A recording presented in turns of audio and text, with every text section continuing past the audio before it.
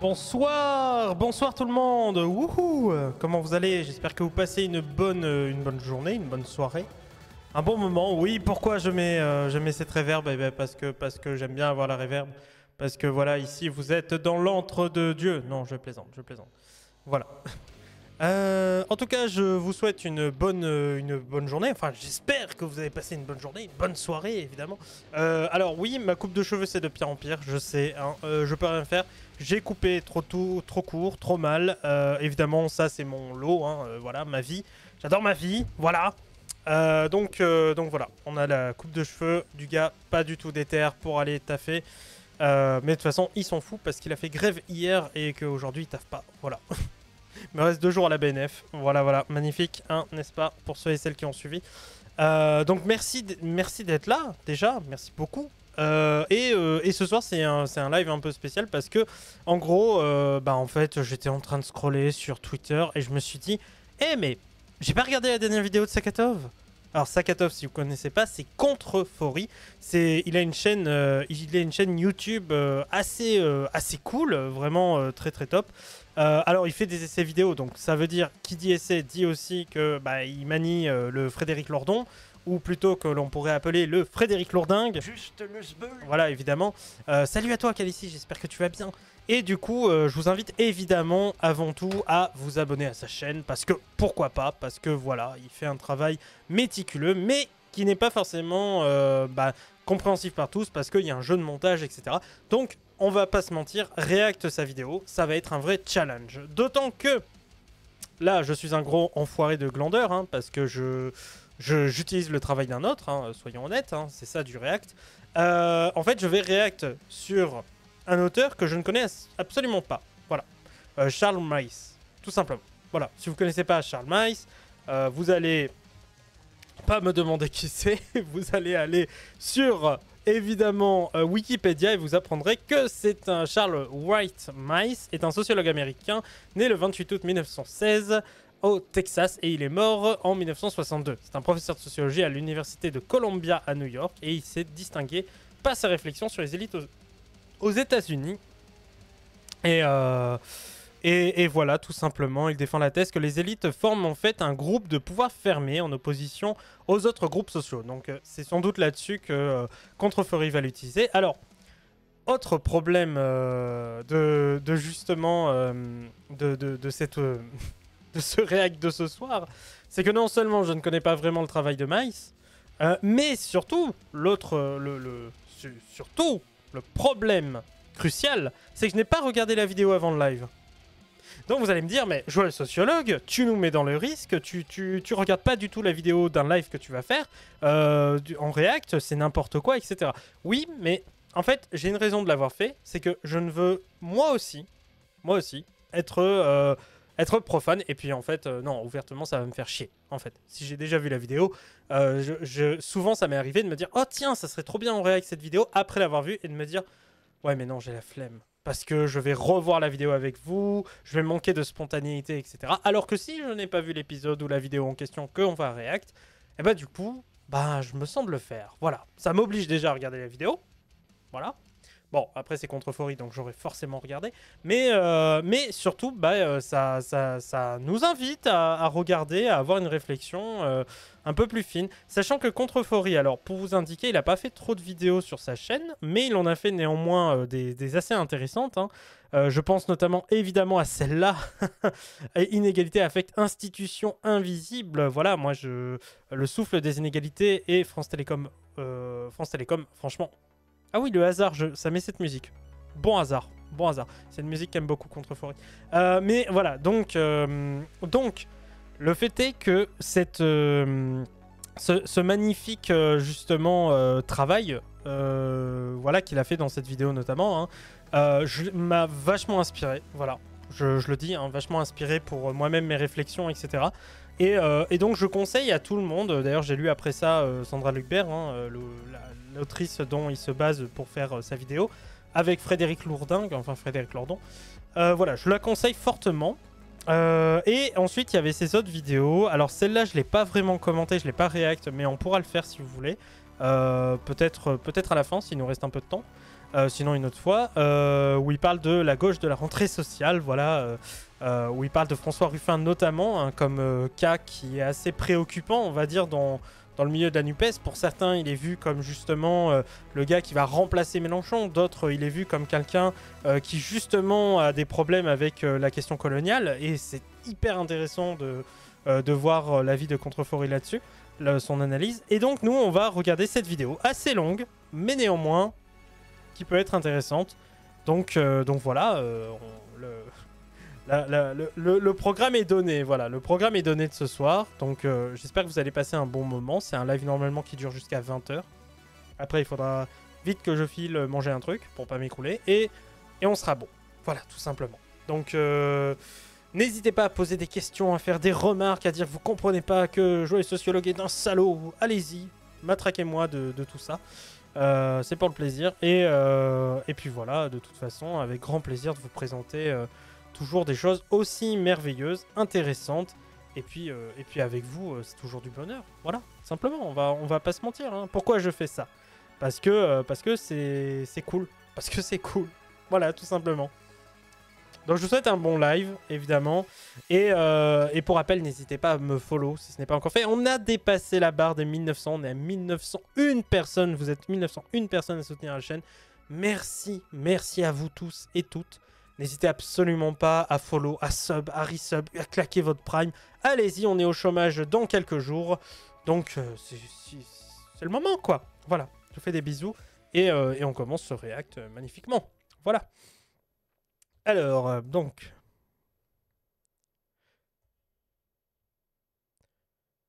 Ok. J'ai plus de son. Ah, mais je sais pourquoi. Excusez-moi, c'est ma faute. Bah bravo, ce live, ce react, bravo, Joël Sociologue, bravo, ce react commence extrêmement bien. Félicitations. Voilà. Voilà. Merci.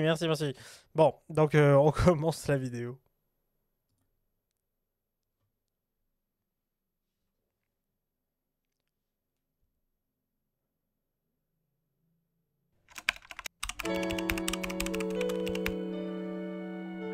N'hésitez pas à me dire si c'est trop fort. Hein.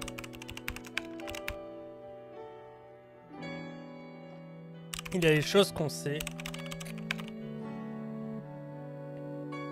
Qu'est-ce que l'épistémologie? Il y a les choses qu'on sait. Genre, les pommes viennent du pommier, E égale MC2 ou encore, Molière a possiblement quelque chose à voir avec le théâtre.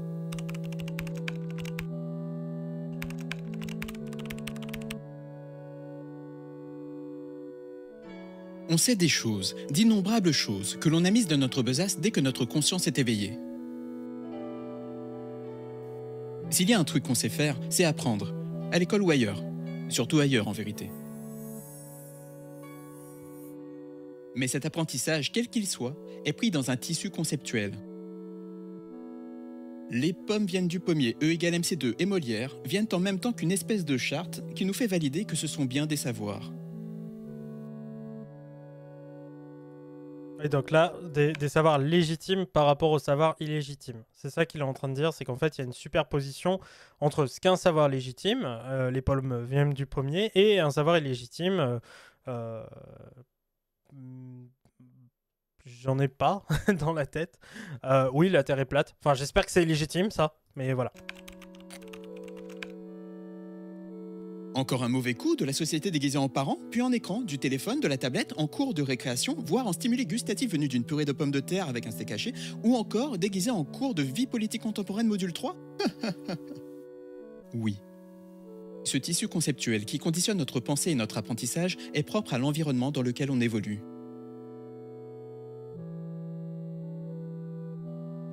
Oui, tout à fait raison. Ce matériau conceptuel s'appelle épistémologie. Et son étude s'appelle aussi épistémologie. La nature n'est-elle pas très bien faite? Hormis ce point linguistique, n'est-il pas intéressant de connaître la forme du cadre qui accueille nos innombrables connaissances? Car le cadre épistémologique fait d'emblée opérer un tri parmi tous les énoncés possibles. Quels sont ceux acceptables? Lesquels sont disqualifiés?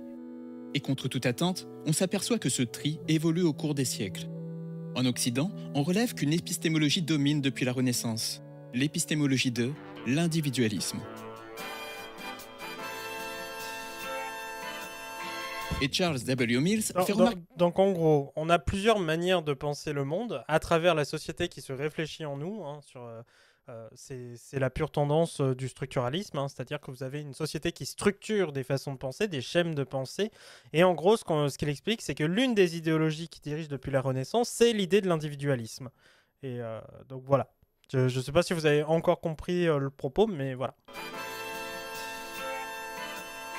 Et Charles W. Mills fait remarquer que ce cadre conceptuel remontant à Descartes a formé un terrain hostile à ce qu'il s'apprête à faire là, devant vos yeux attentifs, mais emplis d'incrédulité.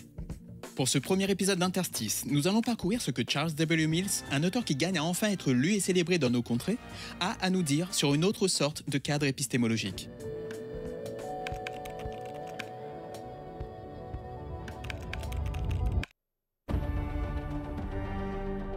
Donc interstice, c'est le type de production. Enfin, le type de... mince. d'essai qu'il fait.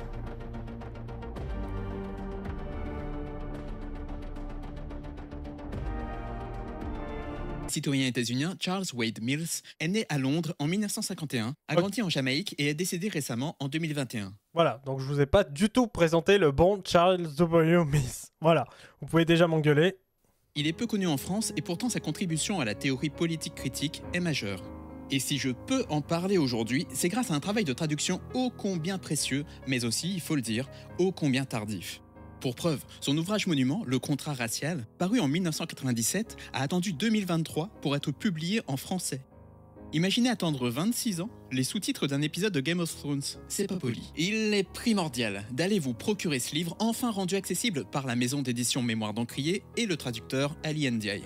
Et je rigole pas. Vous pouvez, en même temps qu'allez vous le procurer et le lire, regardez la présentation qu'en a faite la chaîne Politicon et aussi l'interview du traducteur par Siam Asbag et Rêve pour Média, etc. Les livres... Voilà, n'hésitez pas à suivre Politicon d'ailleurs, hein. Très très bien ce qu'il fait, très bons conseils, etc. Donc voilà, mais oui, tout à fait. Le contrat racial, très bonne recommandation. Je rappelle que d'ailleurs c'était un des propos de Stéphane Dufoy dans Décolonial où il parlait du fait que il y avait un manque... Alors déjà, il y avait un point de vue occidental dans les ouvrages recommandés en sociologie, mais il y avait aussi un point de vue thématique. C'est-à-dire que, par exemple, ce qui s'exportait, ce qui s'importait chez nous des États-Unis, c'était rarement les questions coloniales, les questions raciales, parce qu'en France, elles étaient un petit peu plus dévoyées. Parce que de suite, bouh, t'invoques la notion de race, espèce de raciste, espèce de racialiste, nanana. Enfin bref, Alain Finkielkraut qui retourne dans son jardin, enfin voilà. Mais du coup, c'était très difficile en fait Enfin, c'était très difficile, je sais pas, mais en gros, de poser une thématique sur la question décoloniale et sur la question raciale en France, mine de rien, c'est que très récemment qu'on a des auteurs et des autrices, surtout des autrices d'ailleurs, des personnes qui travaillent dessus dans le champ de la recherche et académique, qui arrivent à faire remonter cette question, qui elle-même était remontée dans les mouvements militants. En description. Moi, ce que je vais faire, c'est autre chose. Dans le contrat racial, Charlie montre que le contrat social, issu de la philosophie des Lumières et chéri de tous et de toutes, est construit sur des fondations dissimulées. Il montre comment la suprématie blanche et la race sont au cœur de ce qui a toujours été présenté comme une participation libre et neutre à un projet commun de société. La souscription à un contrat de société égalitaire était en vérité une souscription à un contrat intitulé « Société du suprémacisme blanc ». Quand on dit suprématie blanche, on a tendance à penser à ces manifestations aiguës comme au Ku Klux Klan ou à des groupes identitaires marginaux. C'est inexact. La suprématie blanche est une configuration politique conférant préférentiellement avantages et confort à des sujets définis comme centraux, les blancs. Numéro 2. Blanc n'est pas une couleur de peau. Blanc est une construction sociale. La suprématie blanche, en même temps qu'il crée son sujet blanc, utilise des outils variés comme parfois la pigmentation de l'épiderme, parfois l'appartenance religieuse, parfois l'appartenance à une puissance géopolitique donnée, afin de pérenniser sa structure de domination. C'est pour ça que parler de blanc, de noir, sans jamais avoir en tête le système de domination qui produit cette racialisation, c'est... idiot. Par exemple, moi je vais donner un exemple que je connais, hein, dans le comté de Warren dans les années 60, aux États-Unis, en fait les quartiers les plus populaires sont les quartiers où il y a le plus de noirs d'afro-américains. Et en fait c'est là où justement les déchets sont jetés. Et donc, ce qui montre d'ailleurs une notion à la fois écologique et racialiste, et raciste, pardon, puisqu'il y a tout un système racial qui se cache derrière la question de la distribution et de la répartition des déchets. Voilà. En gros, c'est dans les quartiers populaires, et les gens populaires, la plupart du temps, sont des Noirs, des Arabes, etc. Donc, en fait, quand il dit que la blanchité est une condition sociale, il a tout à fait raison. Il y a une manière dont les Blancs s'accaparent le monopole de la légitimité de la minorité, enfin de la majorité. C'est-à-dire qu'en gros, la société, elle n'est pas faite de minorité, mais elle est faite de enfin, elle n'est pas faite de majorité, elle est faite de minorités dont certaines sont suffisamment criantes pour se faire prévaloir de majorité. Et ça, c'est l'exemple avec la blanchité. Quelqu'un qui est blanc n'est jamais remis en question dans un film, dans un lieu, dans un public, en tant qu'acteur, pour habiter une maison, etc. Par contre, quelqu'un qui est noir, la plupart du temps, va se retrouver, selon sa classe sociale, selon son environnement, etc., il va se retrouver dans un système où il va être racialisé au sens de Frantz Fanon, c'est-à-dire qu'on va lui rappeler tout le temps que, d'accord, il est riche, mais un sous-riche. D'accord, il est pauvre, mais un sous-pauvre, et ainsi de suite, parce que pas blanc, justement. Et donc ça, c'est hyper intéressant, parce que c'est un effet de domination dans la société qui existe, parce qu'il y a une hégémonie qui s'est construite là-dessus, et qui continue à être construite là-dessus. Et c'est pour ça, par exemple, que dès qu'il y a des problèmes avec Palestine et Israël, on demande à Omar Sy et Karim Benzema de s'expliquer, voilà, tout court. Voilà, on demande leur avis à eux, on va demander à Jamel Debbouze de s'expliquer sur un conflit, machin. Par contre, on va pas demander à des Blancs. Et c'est là que vous voyez le problème, c'est qu'en fait, les personnes racisées doivent toujours montrer patte blanche. Elles doivent montrer, prouver qu'elles sont bien dans l'adhésion de la blanchité. Si elles n'y sont pas, eh ben alors elles sont rejetées. L'efficacité de ce contrat inégalitaire tient pour une bonne part au fait qu'il soit invisible. Et chose surprenante, c'est une invisibilité maintenue. Vous avez certainement déjà vu des âmes frivoles, souvent du PS, pester contre l'utilisation même du mot race. D'après elles, ça ferait le jeu du racisme. Imaginez une ignorance qui résiste, qui réplique, une ignorance militante, agressive, qui ne se laisse pas intimider, qui refuse de se taire, qui, loin de se limiter aux analphabètes et aux incultes, se propage au plus haut niveau de la terre, se présentant même éhontément comme un savoir.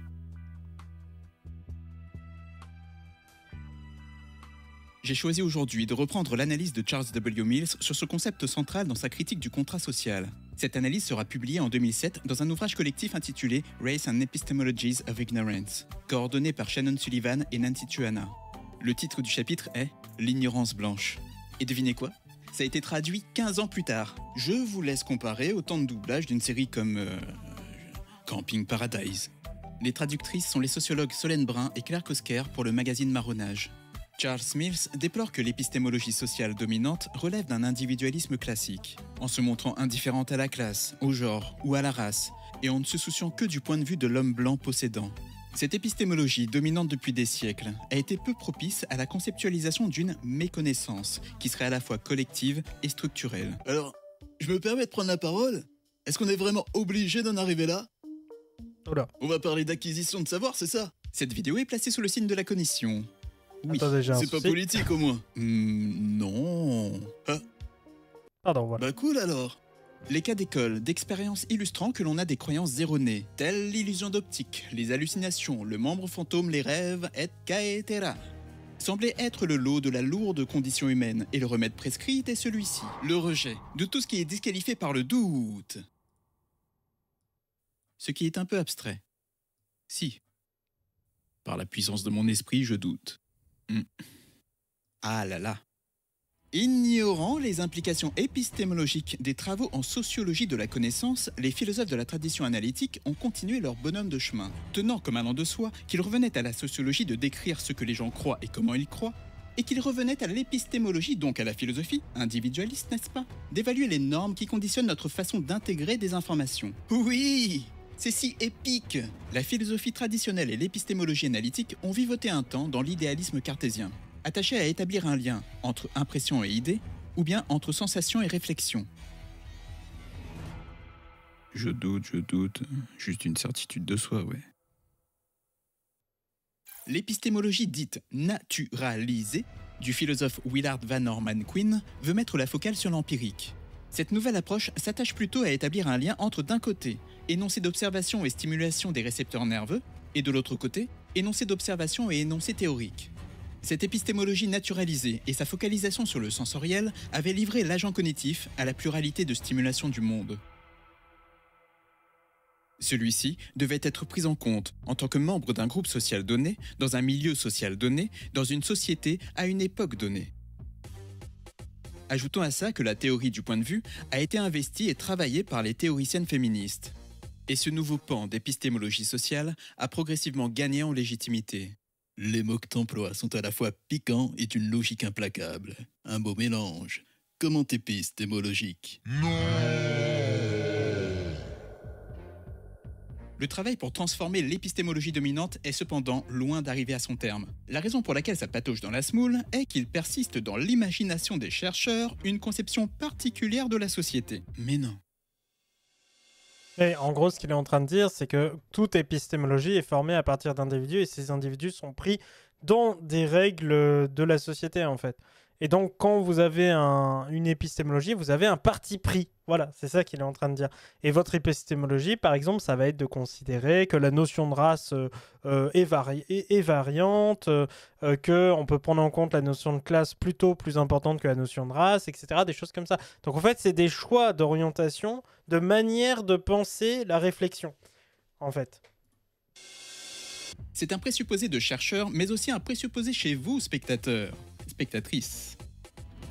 Sans réfléchir, vous concevez la société comme générée par simple itération du sujet cognitif cartésien, initialement solitaire. Toute critique. Et ça, c'est assez marrant, parce que c'est un truc que Norbert Elias disait lui-même sur Kant, d'ailleurs, sur la vision épistémologique de Kant, hein, où en fait, il disait, mais Kant pense l'individu par rapport à son fondement social, mais pris non pas dans une caractéristique, comment dire, dans un effet de groupe, en fait, tout simplement, dans un groupe social. Il n'est pas membre d'un groupe social, il est individu, et en tant qu'individu, il est limité par la société, dans son savoir, son récit, sa manière d'être. Et c'est ça qui est intéressant, c'est que Elias dit, mais en fait, Kant n'a rien compris. Il n'a pas compris que l'individu social, il est situé, il est politisé, il est invité à être un être en réalité qui est dans un facteur pluriel, en fait, dans un groupe.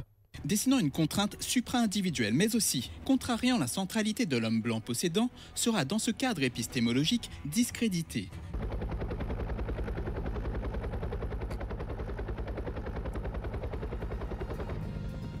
Oh, trop mignon.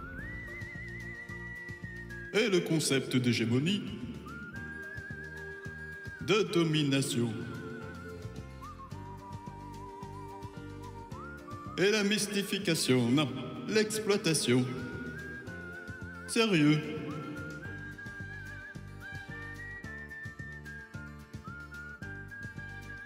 Mills déplore. L'analyse des implications de l'héritage de la suprématie blanche pour la cognition sociale a à peine été amorcée. Va-t-on pouvoir donner une meilleure explication que les goûts individuels ne se discutent pas? La cartographie d'une épistémologie de l'ignorance est pour moi un préliminaire à la reformulation d'une épistémologie à même de fonder une connaissance authentique. L'accent doit être mis sur le social plutôt que sur l'individuel. Et de la même En façon... gros, il faut partir du principe que, en fait, on a une ignorance des cadres et des vecteurs qui nous prédisposent à être soi dans la société. C'est un peu ce que disait Bourdieu, c'est-à-dire nous naissons déterminés mais avons très peu de chances d'être libres. Et en fait, nous n'arrivons pas à rentrer dans la question nominale de ce qui fait que nous sommes et que nous utilisons tel terme, que nous utilisons telle façon de penser, tel regard sur le monde. Et ça, c'est hyper intéressant parce que moi, je trouve que justement, Mills a mis le doigt sur quelque chose de assez vrai, en fait. Que son contrat racial ne se voulait pas un rejet en bloc du contrat social, l'épistémologie de l'ignorance de Mills garde les hypothèses traditionnelles de l'épistémologie dominante. En l'occurrence, Mills ne relativise pas la vérité comme le font des approches post-structuralistes. La possibilité de connaître la réalité est préservée.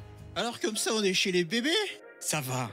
Si vous le voulez bien, nous questionnerons ce qu'il est possible de connaître de la réalité un autre jour. Jasmine, c'est un bébé. Contreforêt, c'est pour le bébé. Hé, tu peux s'il te plaît passer un coup de fil super important? Ouais, à qui? N'importe qui. Bon, il n'y a plus qu'à injecter du social. Pour ce faire, Mills s'appuie sur les travaux du philosophe des sciences, Alvin Goldman. Plutôt que de se concentrer sur un seul sujet de la connaissance, comme le faisait l'épistémologie cartésienne, l'épistémologie sociale s'intéresse à la distribution de la connaissance ou de l'erreur au sein d'un groupe social plus vaste. Point. Lexique. Ignorance désignera à la fois la croyance fausse et l'absence de croyance vraie. Désinformation, propagation de l'erreur dans le groupe social des Blancs et les pratiques sociales qui l'encouragent. En quoi c'est raciste, en quoi c'est raciste, en quoi c'est raciste, en quoi c'est raciste. Bien plus encore que la culture politique. J'ai vu une conf tech qui parlait du modèle de Bourdieu dans la tech. Ah ouais? C'était méga bien expliqué des trucs de Bourdieu. Ah mais trop bien, trop bien. Mais en effet, justement, il y a... Mais je vais vous parler du nominalisme chez Bourdieu, avec l'objectivisme tout à l'heure. Attendez, vous savez quoi? Je vais vous attraper l'ouvrage. Je sais dans quel ouvrage c'est, quelle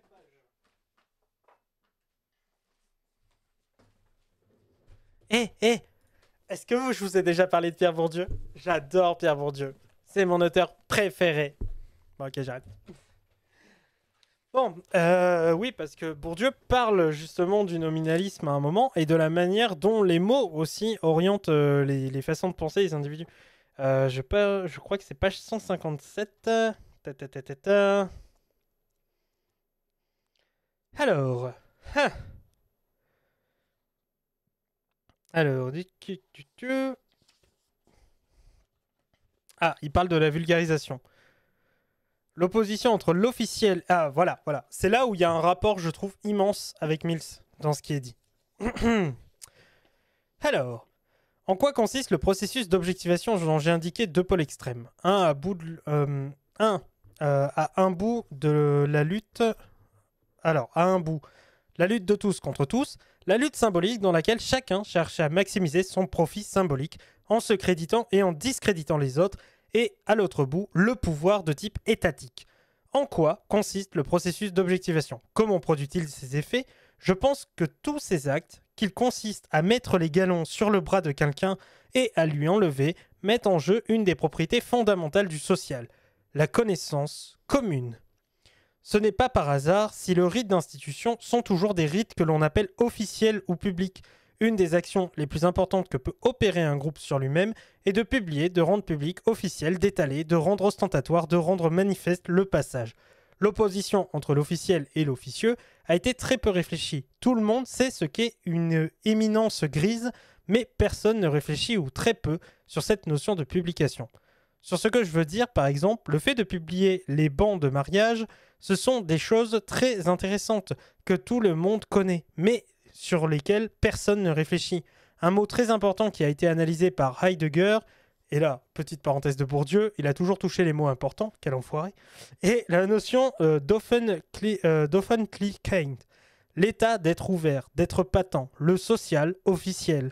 C'est ce qui met les choses à l'état d'être ouvert, à l'état d'être visible de tous, par opposition aux choses qui sont à l'état caché, clos, replié sur soi, dans de petits groupes clandestins. On retrouve alors l'opposition que faisaient les Durkheimiens entre la religion et la magie. La magie, c'est le clandestin, la forêt, la nuit, le féminin, la main gauche, etc. L'officiel, c'est le public, ce qui se donne à voir à la face de tous, à la vue de tous, c'est le masculin, c'est ce qui peut se déclarer publiquement sans honte. En gros, c'est le blanc. Et ça, c'est hyper intéressant. Bon, Bourdieu ne dit pas c'est le blanc, hein, mais voilà. Et l'une des opérations magiques qui réalise la société par lesquelles les groupes se manipulent eux-mêmes, se structurent eux-mêmes, se constituent eux-mêmes, se préparent comme déjà classés pour le sociologue, qui vient pour les classer, consiste précisément à faire passer à l'état patent des choses qui étaient cachées ou au contraire à censurer. Le mot censure devrait encore une fois être analysé. À refouler, à renvoyer au clandestin, au cachet, les choses qui auraient envie de se manifester. Cette dialectique de la publication et de la censure est une des actions les plus puissantes que les groupes font sur eux-mêmes. Et c'est par cette action que le groupe fond du symbolique. Dans l'opposition que j'avais évoquée la dernière fois entre la hiérarchie officieuse comme la hiérarchie des salons telle que la décrit Proust et qui n'est connue que des initiés, de ceux qui sont in dedans, et la hiérarchie publique qui est affichée dans les gazettes, dans les journaux, La publication a un effet déterminant sur la mesure où la hiérarchie cesse d'être connue des seuls initiés et où elle devient connue de tous, y compris des profanes.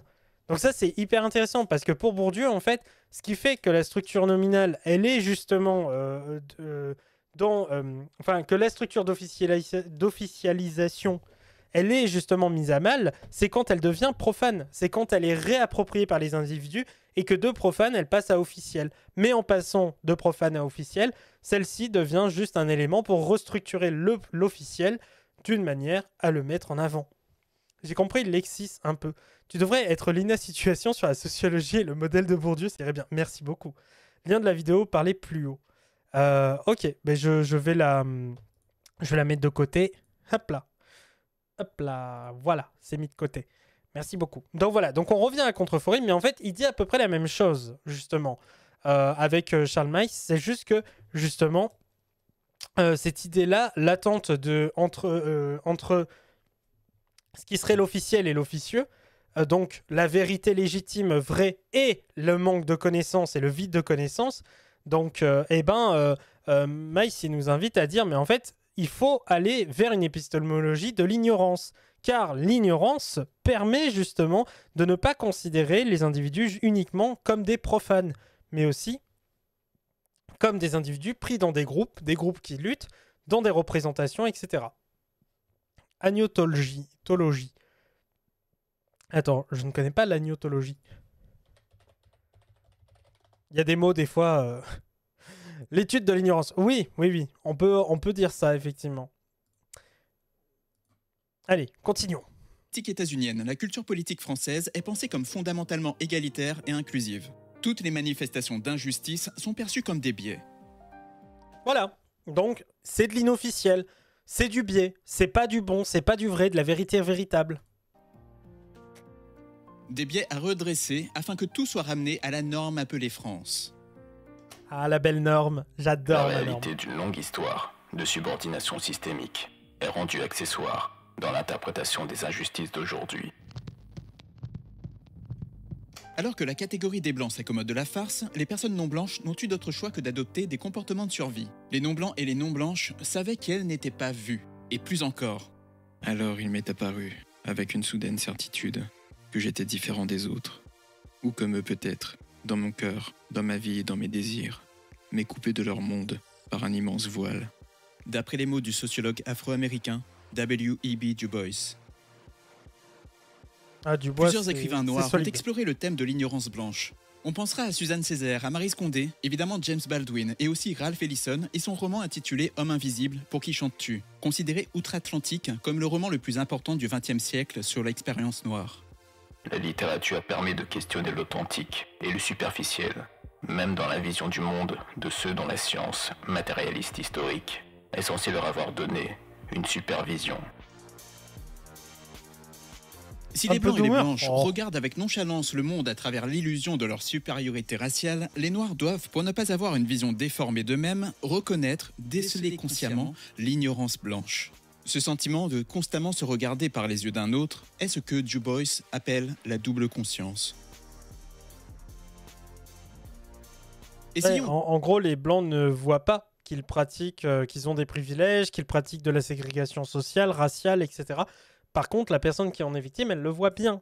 Et donc, comme elle le voit bien, elle l'intègre non seulement elle peut être le fait de violence symbolique, c'est-à-dire qu'elle va intégrer la justification de ces privilèges, mais en plus, de l'autre côté, elle peut aussi en faire en toute conscience état de l'injustice, en fait. Et dans cette injustice qu'elle va faire état et que les Blancs ne voient pas, alors ils vont le reprocher de faire cette injustice basée sur rien, comme si elle était niée de la réalité, ignorante finalement de ce qui est dépassé. Et voilà. Elle doit les expliquer et elle ne sera pas crue. Exactement. Mais exactement. Exactement, Monsieur Hibou. Ça me fait tellement plaisir de te voir, Monsieur Hibou. Ça fait longtemps que je t'avais pas vu. Plein de bisous à toi. Cadrer les enjeux et l'analyse de l'ignorance blanche. En 10 points, parce qu'on est des p***s de philosophes, mon pote, l'ignorance blanche est un non-savoir qui doit être replacé dans son contexte historique. J'espère qu'il n'y a personne dans l'assistance qui pense que la race est biologique, parce que vous ralentissez grave le groupe. La race est une construction sociale. Il s'agit donc d'examiner comment l'ignorance a été construite dans le même temps. N'essayez surtout pas d'imaginer une ignorance blanche avant la mise en place de la suprématie blanche. Vous seriez ridicule.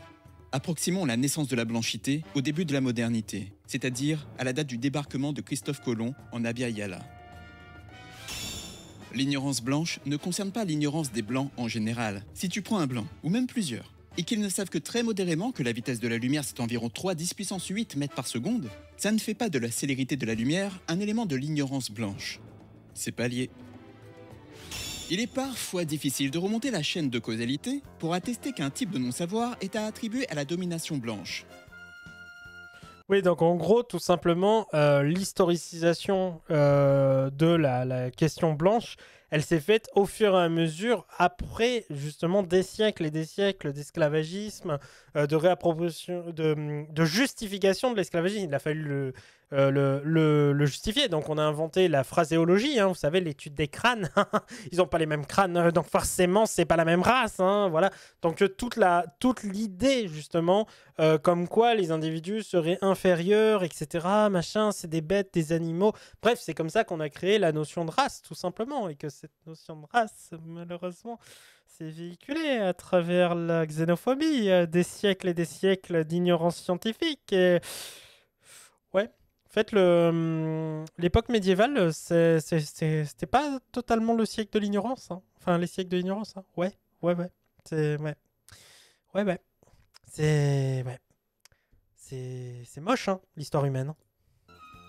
La formation de croyances erronées chez les indirectement racistes les conduit à croire, par exemple, qu'après l'abolition de l'esclavage en 1848, les nouveaux libres, c'est vous. Les Noirs avaient des chances égales à celles des Blancs. Tu démarres avec un paquet. Attendez, faut que je le fasse comme ça, hein, mais voilà. Bonjour, vous êtes les nouveaux libérés? Oui, tout à fait, c'est bien nous. Ah, très bien. Eh ben, vous démarrez avec un putain de paquet de cartes. Ah ouais? Et c'est quoi comme paquet de cartes? Eh ben, écoutez, ça, c'est mon jeu de cartes à moi, je suis blanc, et ça, c'est ton jeu de cartes à toi. Voilà, démerde-toi. Mais on est tous au même niveau maintenant. Pardon, c'est juste... c'est juste ça. Et j'ai renversé des cartes partout. Allez, j'ai fait un sketch, mais maintenant, il va falloir que je ramasse les cartes.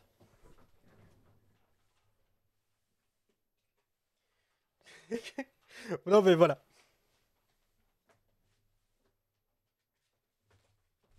Je vous montre mon gros boule, là, en plein stream.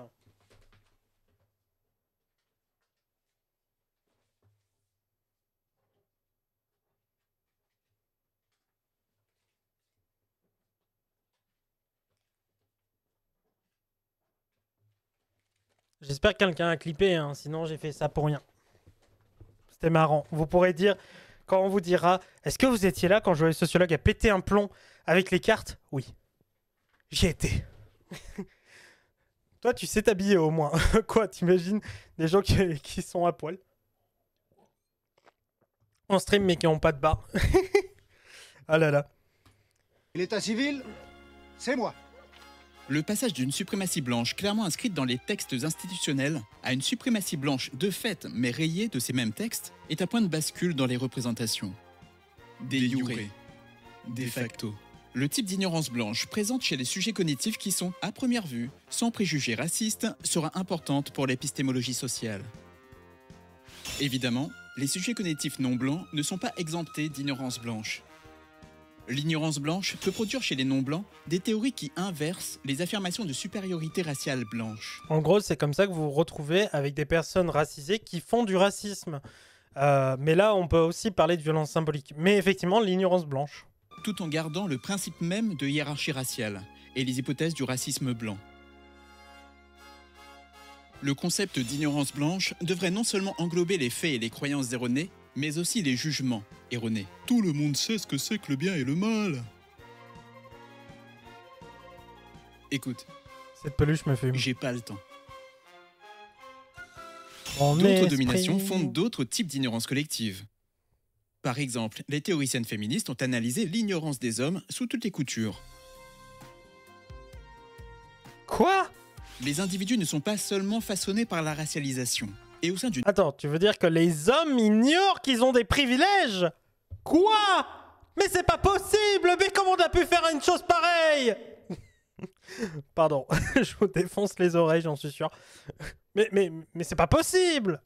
Une population blanche, l'influence conjuguée de différentes assignations sociales, genre, validité, classe, entre autres, modifiera localement l'ignorance blanche. La méritocratie. Attends, faut que je vois absolument ça. Faut que je vois absolument ça. Paquet de cartes. Ah ouais? Et c'est quoi comme paquet de cartes? Eh ben écoutez, ça, c'est mon jeu de cartes à moi, je suis blanc, et ça, c'est ton jeu de cartes à toi. Voilà, démerde-toi. Ah bah oui, c'est l'égalité, hein, c'est une vision de l'égalité. Et évidemment, tout à fait. Moi je trouve ça très juste. Je ne sais pas qui est joué sociologue, mais il dit des choses très vraies. Hein. Franchement, même s'il regarde mal sa caméra, on est d'accord. Hein. Il regarde pas tout à fait la caméra, moi je trouve ça gênant. Il devrait s'acheter un meilleur écran, une meilleure cam, hein, cette andouille. Mais bon, voilà. Méritocratie, expliqué par joueur sociologue. MDR. Merci beaucoup.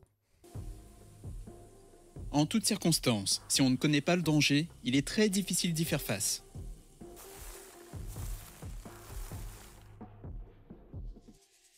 Se faire coacher par Alex. Oh, bébou Alex. On l'embrasse.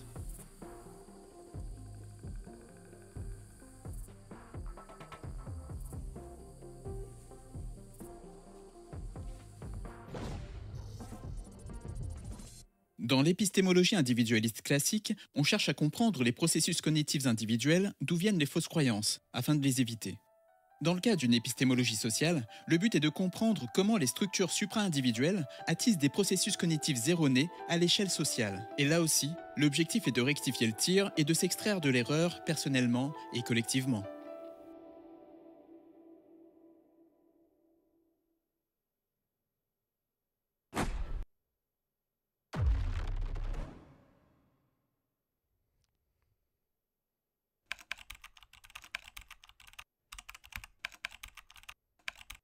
Allez, comment la race affecte la faculté de connaître ou méconnaître? Charles Mills propose d'examiner ces 5 points. La perception, la conception, la mémoire, le témoignage et les intérêts collectifs. On va très vite le voir, ces composantes sont en interaction constante. Perception. Beaucoup se sont perdus dans la croyance d'une réalité objective qui existe en dehors de toute interprétation parasite. Du donné brut, les faits et les chiffres. Percer à jour la réalité, c'est louable seulement si l'on sait quelques petites choses avant. Comme, il ne suffit pas de regarder pour voir. Ce qui est perçu est toujours médié par des concepts. Ce qui signifie qu'on ne voit que ce qu'on a appris à voir. L'influence des facteurs sociaux commence dès la naissance, car la langue n'est pas réinventée par chaque individu dans l'isolement social, et elle ne pourrait pas l'être. Parce que l'acquisition du langage passe par une médiation sociale. Les concepts que nous acquérons sont eux-mêmes socialement médiés dès le départ. Ah bah tout à fait. Structure, structurée et structurant. Perception et conception. Les concepts se développent sur un terrain balisé, intégrés dans des théories ou sous-théories, elles-mêmes sous-tendues par des croyances de fond. Voilà, donc il n'y a pas de théorie véritable, il n'y a pas de l'essence pure scientifique. Vous n'allez pas être là en disant lui il avait tout compris, hein, forcément c'est 100% viable et fiable aujourd'hui. Non, plus compliqué que ça. En fait, la science c'est une chose qui évolue par les perceptions qu'en ont les individus, par les modèles de réflexion qu'ils ont. Et exactement, monsieur Hibou. Et donc du coup, on ne peut pas partir du postulat que tout est vrai et rien n'est faux. Genre, non, justement, c'est la multiplication des points de vue qui permet déjà d'ajouter que cette multiplication des points de vue, elle est consolidée par des groupes sociaux, elle est mise en place par des ignorances collectives. C'est parce que l'on ignore que l'on arrive à développer une connaissance. C'est parce que l'on connaît que l'on cherche l'ignorance. Les concepts sont donc toujours pétris de présupposés liés à un ensemble de théories explicatives du monde, ce qu'on appelle paradigme.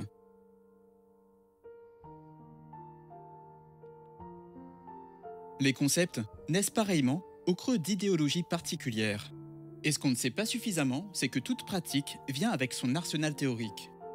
Toute pratique. Toute. Une société structurée par des relations de domination et de subordination, donc charriant des pelletés de pratiques dégueulasses, aura fait naître des cargaisons de concepts infléchis par les visées des groupes dominants. Quoi? Heureusement Non, je plaisante. qu'on sait faire preuve de recul. La psychologie cognitive est formelle. Vous voulez questionner la pertinence des concepts?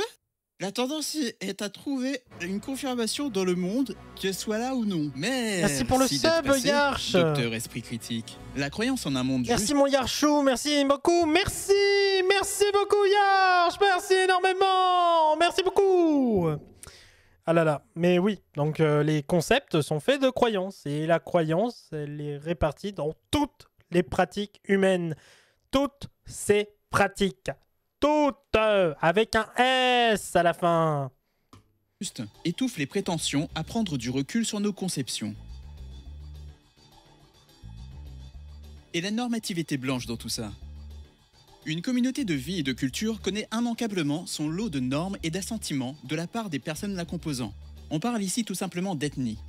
Mais, en prenant progressivement une position dominante à l'échelle du monde, il y en a une qui a fait valoir son cadre conceptuel comme primordial. Une conviction d'exceptionnalisme, une conviction de supériorité, qui façonne la perception des faits.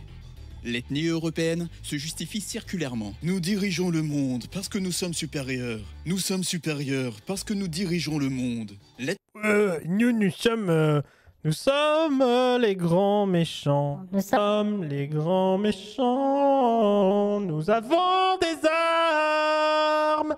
Pardon. Je vous défonce les oreilles depuis tout à l'heure. L'ethnocentrisme européen est allé jusqu'à s'auto-attribuer le statut de continent, carrément. Cette déformation géographique va de pair avec la déformation de catégories historiques. Plus question d'être une région périphérique du complexe historique afro-eurasien. L'Europe se veut autonome, divisant le monde en deux. Même quand je fais mes blagues, hein.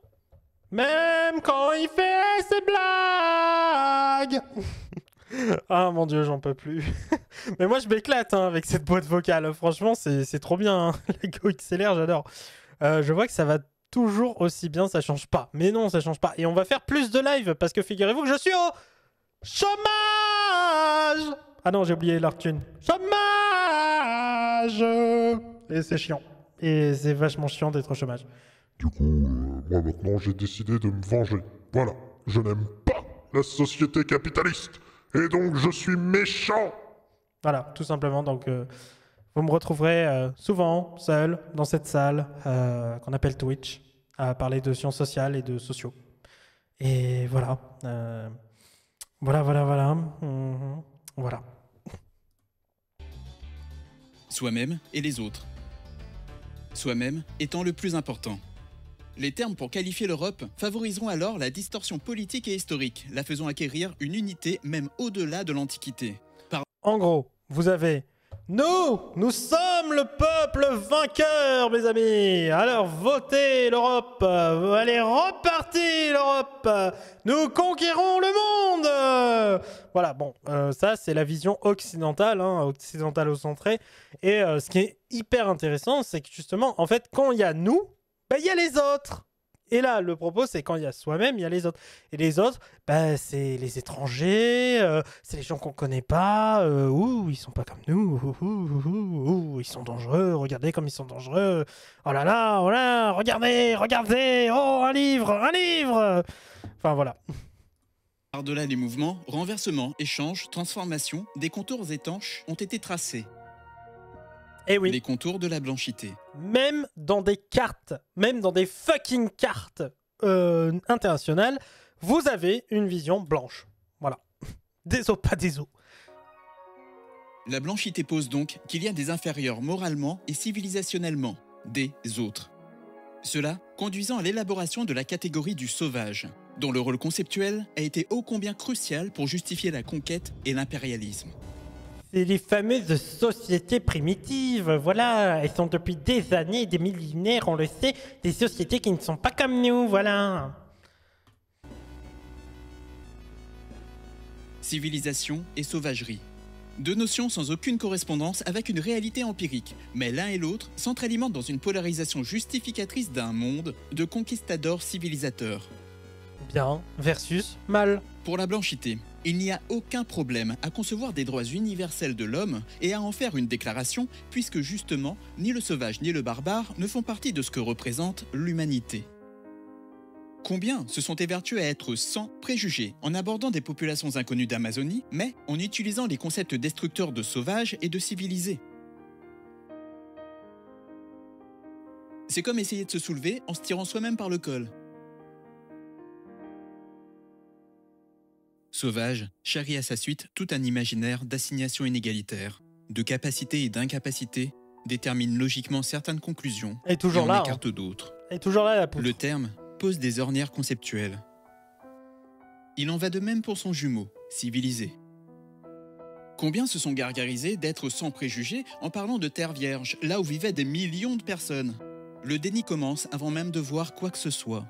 Ce sont des terres vierges, les amis. Amis du Nouveau Monde, les terres vierges sont pour nous. Nous pouvons désormais débarquer sur le nouveau continent et découvrir magnifiquement une faune sauvage incroyable. Quoi? Y a des habitants là-bas? Ouais, mais ils vivent dans quoi? Ah, des tipis? Ouais, mais non, faut raser ça, faut mettre des bonnes vieilles maisons en bois, voilà, avec un parquet flottant, ouais, tu me fous un parquet flottant, et c'est parfait, on fait ça comme ça, d'accord? Non mais voilà, c'est ça qu'il est en train de dire. Mais c'est vrai en plus. D'emblée, la cécité générée par le concept bloque la vision. Si le code noir, puis le code de l'indigénat, racialisé explicitement en définissant différence et infériorité biologique et culturelle des groupes non blancs, la stratégie d'aujourd'hui est à l'absence de race, autrement dit, à la cécité aux couleurs. Ah, je viens de voir passer un truc intéressant. Déclaration du roi pour la police de noir. Parce que oui, figurez-vous que la police, la sacro-sainte police d'aujourd'hui, elle a été inventée en réalité pour contrôler à l'origine les colonies. Et pour contrôler plus encore les personnages non, c'est des vraies personnes, les personnes tout simplement qui étaient considérées comme des esclaves en fait. Donc du coup, le but de la police, c'était de ramener les esclaves de force, travailler dans des situations terribles. Ouais. Pas cool la police, hein. Ça me touche, ma meuf vient d'Amérique du Sud. Autant te dire que la colonisation de son pays, c'était ouf. Oh, bah oui, j'imagine.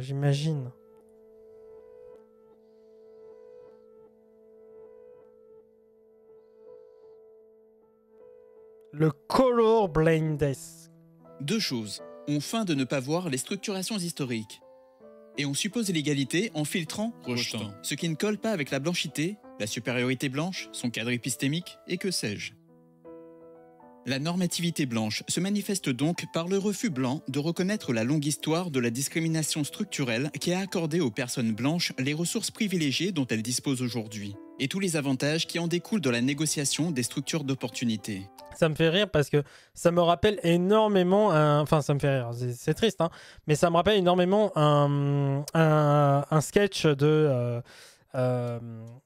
Walidia. Et en fait, il y a son spectacle sur Amazon. Hein. Voilà, je fais de la publicité pour Amazon. Bienvenue sur Twitch.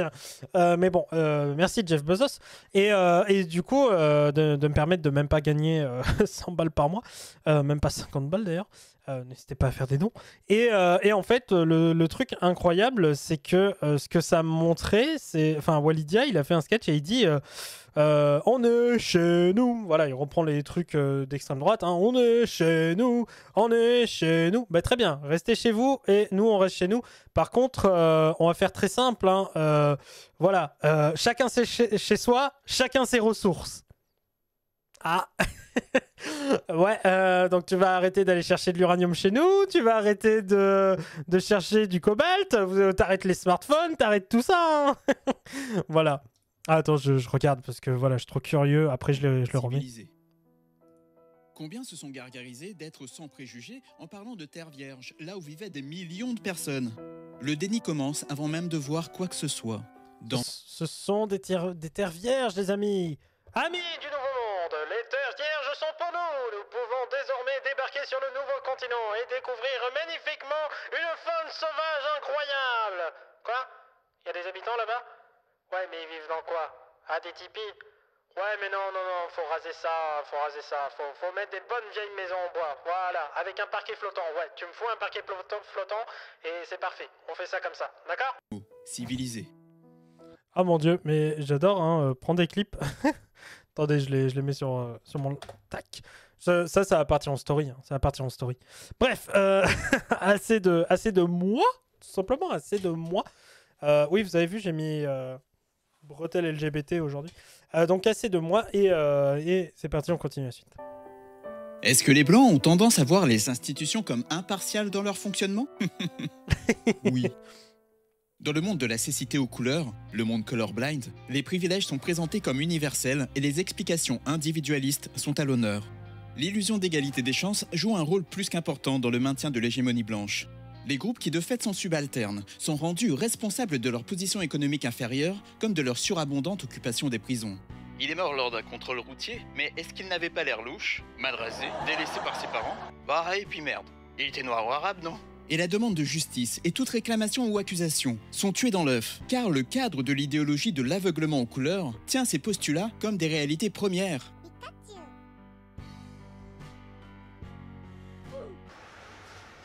La normativité blanche fait du blocage de la perception une arme de perpétuation de la suprématie blanche. Envie dans une saucisse. Bon, attends, tu l'as fait, hein, je le fais.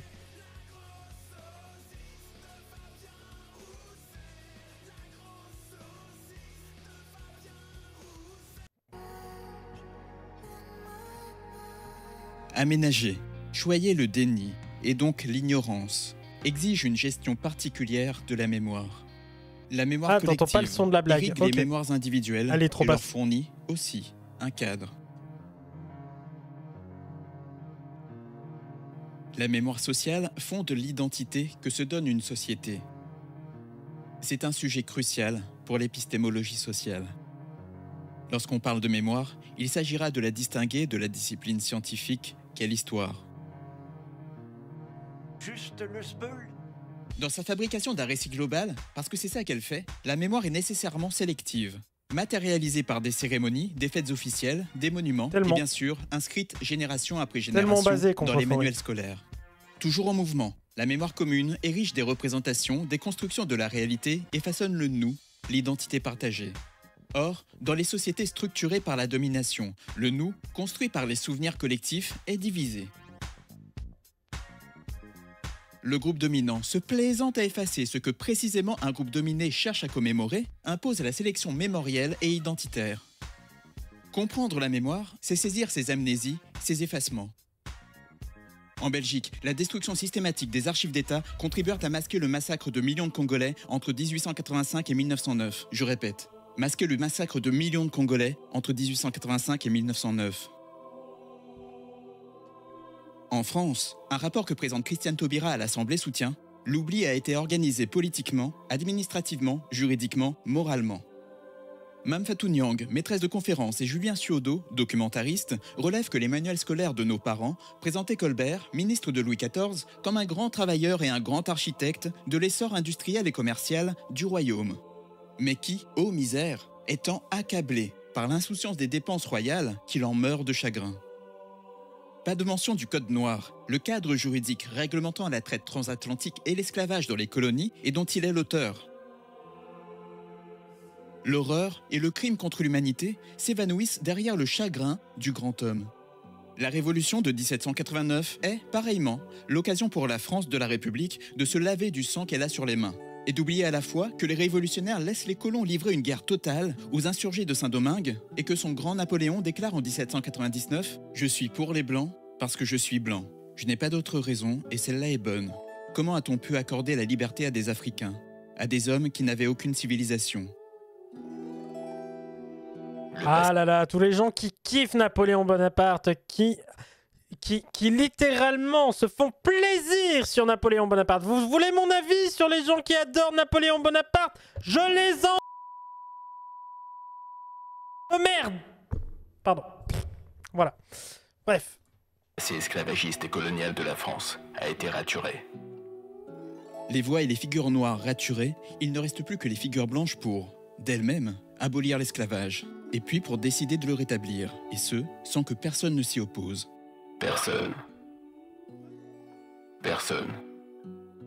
Personne, comme le colonel français noir Louis Delgrès qui, en 1802 en Guadeloupe, avec 300 hommes, entre en résistance contre le rétablissement de l'esclavage. Personne. Encerclé par l'armée française et se sachant perdu, Delgrès et ses hommes se suicident à l'explosif au pied de la soufrière, préférant mourir en homme libre que vivre dans les fers. Personne. Aucune commémoration du royaume marron de Simandef établi dans les cirques escarpés de l'île de la Réunion. Sur les plus de 10 millions d'Africains qui ont survécu au passage du milieu, entre 400 et 600 000 ont été déportés en Amérique du Nord, 1,6 million dans les Antilles françaises, plus de 7 millions en Amérique du Sud. De tous les empires européens de l'ère moderne, aucun n'a plus que la France occulté la sauvagerie coloniale derrière le voile de sa mission civilisatrice. L'universalisme classique est à la fois une fausse monnaie et un instrument de conquête, l'arme du crime et la rivière où on la jette. Non mais tellement. Tellement. Mais attendez, universalisme on l'a? Non on l'a pas. Il faut qu'on l'achète à Anamosa. Vite. Non je plaisante. on peut pas faire ça dans la vie réelle. Hein. On peut pas dire oh là là, il me manque cet ouvrage. On va l'acheter. Enfin. Voilà.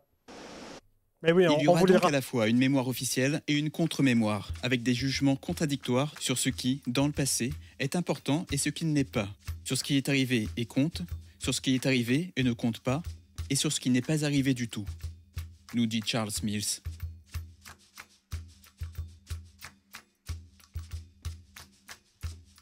Les statues et les monuments continuent le travail des manuels scolaires. J'ai pas de La librairie à modification côté de du chez moi. paysage est un moyen mnémotechnique national. Le récit national se rappelle à la mémoire d'un coup d'œil sur l'environnement. Les monuments imposent des représentations partagées et standardisées, ainsi que leur crédibilité. Les effacements et les révisions de la mémoire blanche construisent une identité blanche dénuée de tout avantage racial blanc. Et ce qui n'existe pas n'a pas besoin d'être corrigé. Les effacements et les révisions de la mémoire blanche construisent un terrain de jeu politique et social égal. En ces termes, comment expliquer la pauvreté des Noirs autrement que par leur manque de volonté ?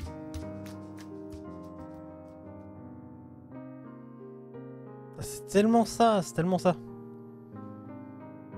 En fait, on occulte totalement la question de la vie des personnes racisées au prétexte que, de toute façon, elles ont été exploitées, c'est comme ça, on n'en fait pas autrement. Maintenant, il y a le jeu électoral, maintenant l'extrême droite est acceptable, oulala. Mais en fait, à aucun moment, on ne ramène la vérité, en fait. C'est ça le problème. Dans un monde où il faut croire que ce qu'on voit, ou mieux, croire en les sciences de la nature, le témoignage fait mauvais genre.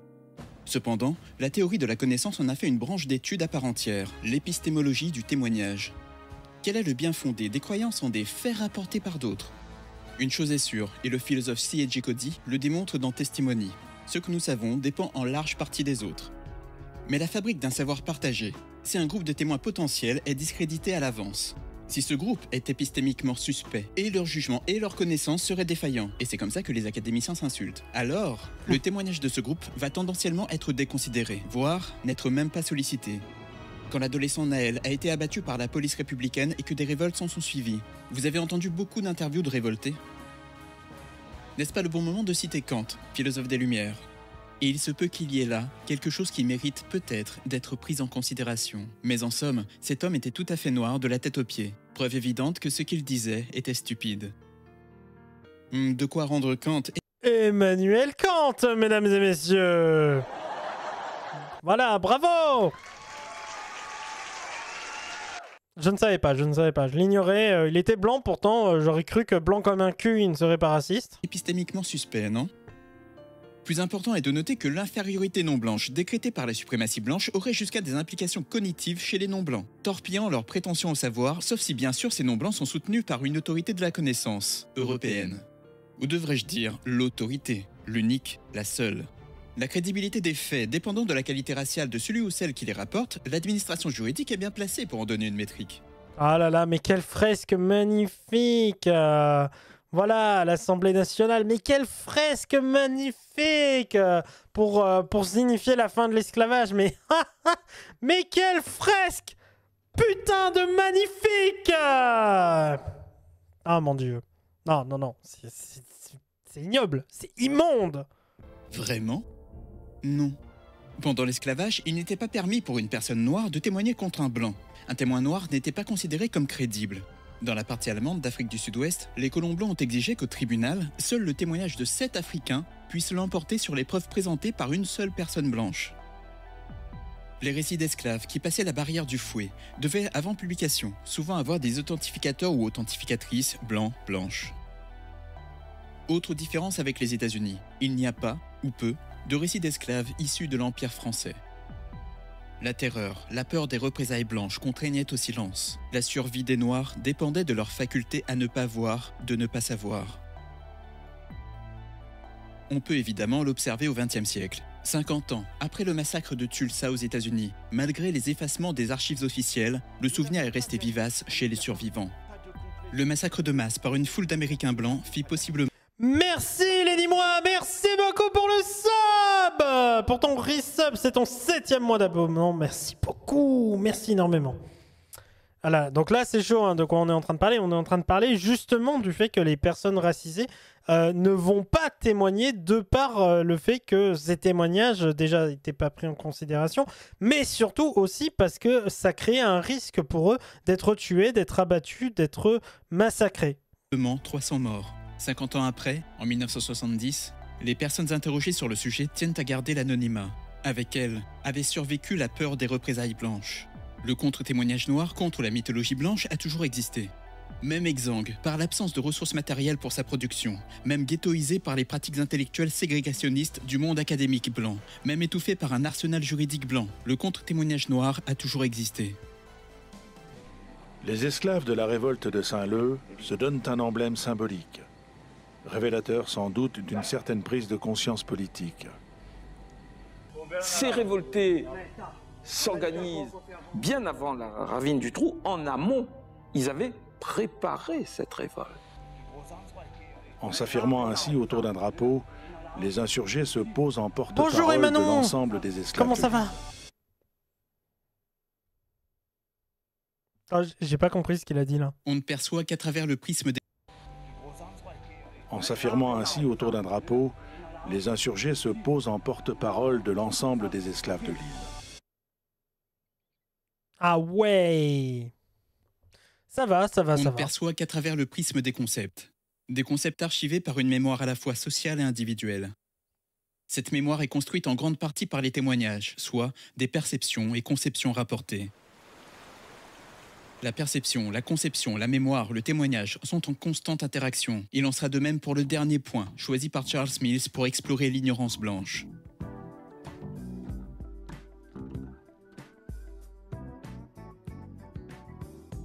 Côté pile, la suprématie blanche est un système d'exploitation des corps non blancs. Côté face, elle est un même système qui aménage aux blancs et aux blanches une position de pouvoir, une pratique de l'avantage et de l'amour-propre qui pourvoit en reconnaissance sociale, en des accès matériels privilégiés, en tout le confort pouvant procurer sécurité physique et psychologique. Le maintien de l'ignorance participe à la fois au maintien matériel du système et à la tranquillité morale et symbolique blanche. Les intérêts collectifs des blancs et des blanches à produire et maintenir l'ignorance blanche sont flagrants. Mais il reste à reconnaître et à bien comprendre une chose, le rôle actif et dynamique de ces intérêts dans la production et le maintien de l'ignorance blanche. Il existe, dans la philosophie analytique de l'esprit, pas mal de travaux sur l'auto-illusion et l'irrationalité motivée.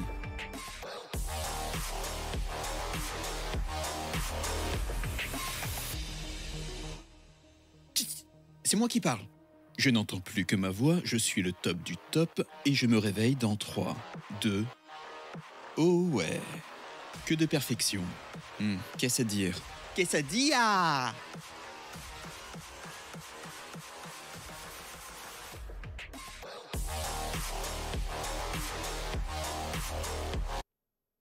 Mais comme ces travaux sont fondés d'une part dans un cadre individualiste et d'autre part avec le présupposé qu'il n'y a pas de domination blanche, donc pour l'instant, c'est un peu de la Donc pour l'instant, l'analyse de l'influence de nos intérêts, d'un point de vue social, sur nos croyances reste en chantier. Pour expliciter l'incidence de la domination et de l'exploitation sur la cognition collective, Mills regarde vers la tradition de gauche. L'analyse marxiste montre les conséquences, tant matérielles que délétères pour la cognition, d'une exploitation. Celle-ci est malheureusement cantonnée à une lecture de classe, en plus de se reposer sur l'insuffisante théorie de la valeur travail. Cela étant dit, les travaux marxistes permettent d'attester que, si les relations socio-économiques d'exploitation sont effectivement fondatrices de l'ordre social, elles sont susceptibles d'avoir un effet fondamental sur l'idéation sociale. On peut monter en généralité et transposer la description de l'exploitation à un cadre racial. Et notons ensemble la distorsion cognitive qui rend invisible et douteuse une exploitation raciale qui est généralement assez claire quand on pense à la réduction de populations entières en esclavage ou à l'expropriation de populations autochtones, plutôt sans équivoque, et qui rend beaucoup plus crédible une exploitation qui nécessite d'arborer les lunettes théoriques sophistiquées d'un philosophe et allemand et barbu. Irrationalité motivée? Auto-illusion? Non mais exactement, hein, Garde 933. En fait, c'est une histoire tellement méconnue. C'est-à-dire qu'il y a des histoires méconnues hein, chez les historiens, etc. Je veux dire, par exemple, l'histoire de la France de Vichy, même si on va dire qu'elle est très connue, elle est tellement méconnue, tellement on l'apprend mal aux gamins, etc., que en fait, on ne lit pas ça au fascisme, mais on lit ça au nazisme. Et ça, c'est problématique, parce que du coup, on n'arrive pas à comprendre que quand on parle de collaboration, ce que ça signifie. Donc il y a des gens qui sont capables tout à fait aujourd'hui de dire que Pétain il a sauvé les juifs français, gna gna.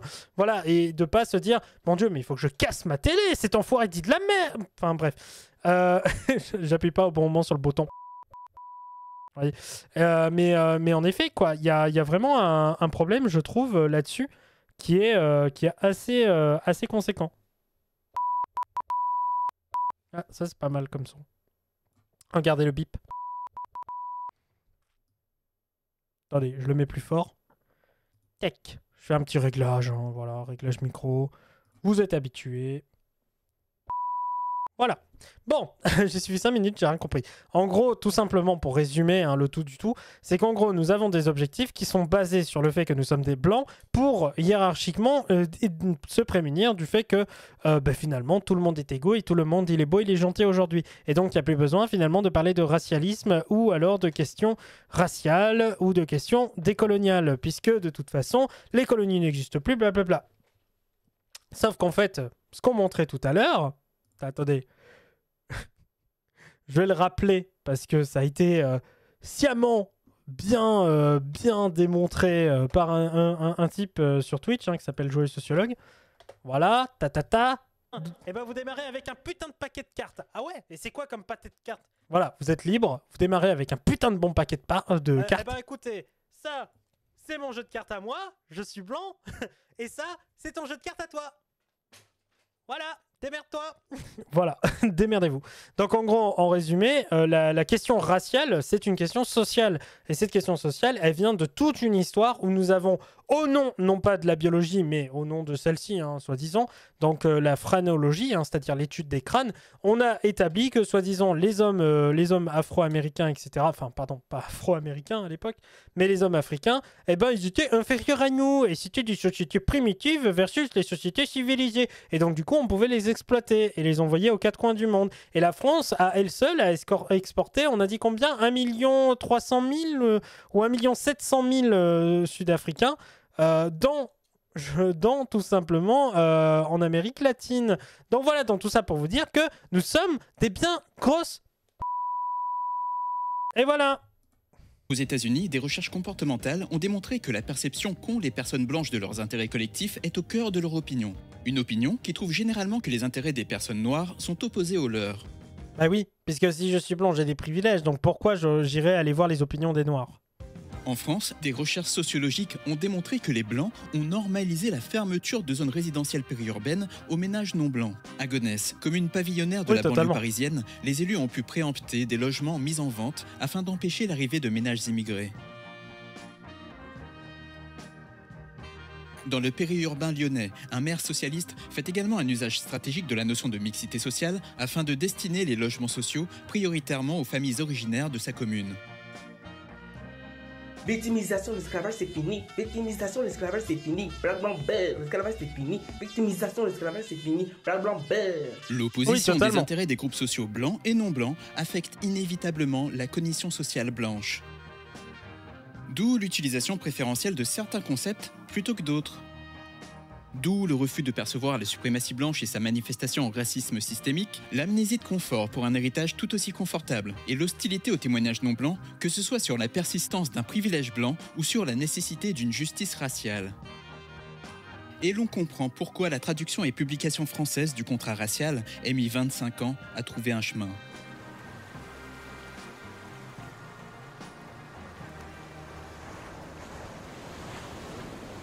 Non, il y a aussi maghrébin, noir, arabe, asiatique, bien sûr. Totalement, Mayotte, c'est incroyable ce qui se passe là-bas.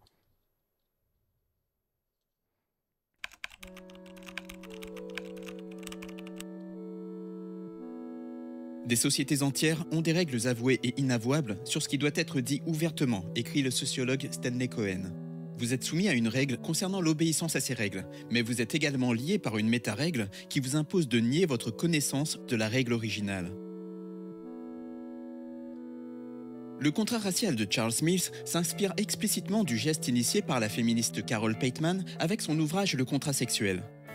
La cécité à la répression, l'exclusion et l'exploitation n'est pas réservée à la suprématie blanche. Les suprématies de genre, de sexe, de validité, de classe et autres assurent leur maintien selon leurs spécificités respectives et en interaction entre elles. À la différence de la domination patriarcale, la domination raciale en tant que système politico-économique ne compte que 5 siècles à son actif. Il est d'autant plus surprenant qu'un système politique aussi récent et aussi mondial ne soit juste pas considéré comme un système politique. Il ne sera vu aucune contradiction entre vouloir une politique d'immigration plus dure, externaliser le contrôle des frontières de l'Union européenne en finançant des pays comme le Niger ou la Tunisie pour sa lutte contre l'immigration et puis déplorer les déportations génocidaires visant les populations noires, exilées ou locaux. L'amputation de la capacité de voir est une clause du contrat racial, de même que la faculté à faire la bonne chose. Au-delà des questions de bonne ou mauvaise foi, le contrat racial produit cette psychologie morale racialisée faisant que les Blancs agiront de manière raciste tout en pensant qu'ils agissent de manière morale. La morale défaillante est soutenue par une épistémologie inversée. L'ignorance blanche est une épistémologie qui écarte la connaissance. C'est une épistémologie qui fait refuser de voir une France qui serait, hier comme aujourd'hui, suprémaciste blanc. L'ignorance blanche, c'est l'impossibilité de voir les petits actes racistes, tout comme les grandes impunités coloniales. Par exemple Israël. L'ignorance blanche, c'est l'impossibilité... C'est vrai, putain, oui. De voir l'institution judiciaire, carcérale et policière comme fondamentalement dédiée au maintien de l'ordre racial. Des institutions dont on est biberonné à la légitimité dès l'enfance. Ouais, sans police... La police, elle protège tout le monde. Sans prison. Eh ben tu viendras pas te plaindre quand les meurtriers viendront faire du meurtre sur tous tes proches. L'ignorance blanche. Eh ben vas-y, on fait comment sans police? Tu ne vois pas comment faire autrement, tous les jours, jusqu'à ta mort. Si tu veux, pousse-toi, je parle aux autres. Je vois pas ce qu'il fout là. Des sociétés entières, dans des modes de déni collectif, encourageant leur population à agir non seulement en omettant le passé, mais aussi comme si elles ne connaissaient pas le présent, processant parfois des faits connus, mais jamais admis. L'ignorance blanche, c'est regarder, constater, oublier avec force, justifier avec cruauté. Le contrat racial le prescrit. Pour parvenir à la blanchité, il faut un modèle cognitif qui empêche, petit 1, d'être au clair vis-à-vis de soi-même, petit 2, d'avoir une véritable compréhension des réalités sociales. Félicitations! Tu es construit en tant que blanc! Ce qui fait, et c'est assez ironique, que les blancs sont en général incapables de comprendre le monde qu'ils ont eux-mêmes créé. À milieu de réaliser qu'ils ont tracé une ligne entre les personnes pour lesquelles ils ont une pleine empathie et les autres, à peine des personnes, des corps non blancs. Imaginez une ignorance qui résiste, qui réplique, une ignorance militante, agressive. Imaginez une ignorance s'érigeant comme un savoir consistant, une lumière conquérante, défendue jusqu'à la mort. Enfin, imaginez une ignorance qui ne soit pas la garante inconditionnelle de votre innocence. Bien au contraire.